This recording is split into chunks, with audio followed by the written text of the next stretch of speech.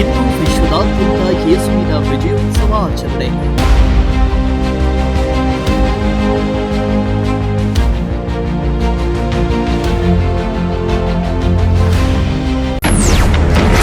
ತುಮಕೂರಿನ ಚರ್ಚಲ್ಲಿ ಕ್ರೈಸ್ತ ಬಾಂಧವರಿಂದ ಸಂಭ್ರಮ.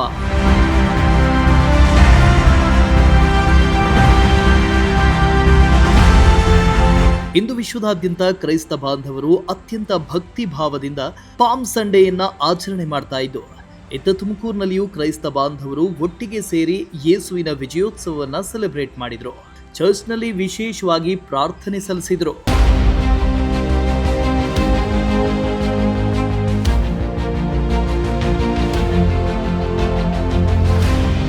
ಯೇಸು ಕ್ರಿಸ್ತರು ಜೆರುಸಲೇಂ ನಗರಕ್ಕೆ ವಿಜಯೋತ್ಸವದ ಮೂಲಕ ಪ್ರವೇಶ ಮಾಡಿದ ದಿನವನ್ನ ಸ್ಮರಿಸುವ ಮಹತ್ವದ ದಿನವಾಗಿದ್ದು, ಕ್ರೈಸ್ತರು ಇಂದು ಚರ್ಚ್ಗಳಲ್ಲಿ ವಿಶೇಷ ಪ್ರಾರ್ಥನೆ ಸಲ್ಲಿಸಿದ್ರು.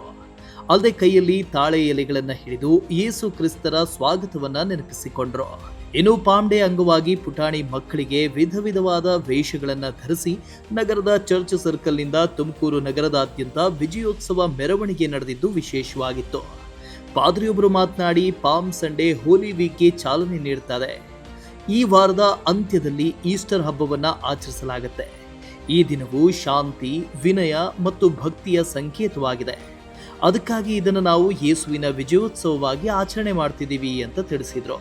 ಇಂದು ಐತಿಹಾಸಿಕ ಕ್ರೈಸ್ತ ಸಭಾ ಚರಿತ್ರೆಯಲ್ಲಿ ಯೇಸು ಸ್ವಾಮಿ ತುಮಕೂರು ಮಹಾಜನತೆಗೆ ಯೇಸು ಸ್ವಾಮಿ ಅರಸನಾಗಿ ಯೆರೂಸಲೇಮ್ ನಗರವನ್ನು ಪ್ರವೇಶ ಮಾಡಿದ್ದು, ಇದಾದ ಶುಭ ಶುಕ್ರವಾರ ಆತನು ಶಿಲುಬೆಗೆ ತನ್ನನ್ನು ಒಪ್ಪಿಸಿಕೊಡ್ತಾನೆ. ಉದ್ದೇಶ ಒಂದೇ, ಮಾನವ ರಕ್ಷಣೆ, ಪಾಪದಿಂದ ಬಿಡಿಸಿ ಮಾನವ ರಕ್ಷಣೆ ಮಾಡೋದು.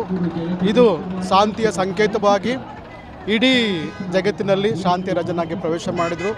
ಈಗಲೂ ಯುದ್ಧ ನಡೆಯುವಂಥ ಇರಾನ್, ಇಸ್ರಾಯೇಲ್ ಹಾಗೂ ಅಮೆರಿಕದಲ್ಲಿ ಶಾಂತಿಯನ್ನು ಹಾರೈಸ್ತೇವೆ.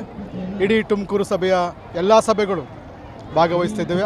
ಇದು ಐತಿಹಾಸಿಕ, ಯಾವಾಗ ನಾವು ಪ್ರತಿ ವರ್ಷ ಮಾಡ್ತೇವೆ ಅದಂತೆ ಈ ವರ್ಷವೂ ಮಾಡಿ ಶುಭವನ್ನು ಹಾರೈಸ್ತೇವೆ.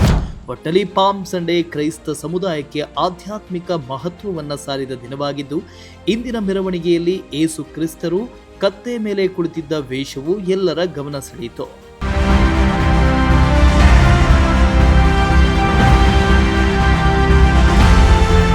ಕ್ಯಾಮರಾ ಪರ್ಸನ್ ಸಂಜಯ್ ಜೊತೆ ಪುನೀತ್, ಪ್ರಜಾಶಕ್ತಿ ಟಿವಿ, ತುಮಕೂರು.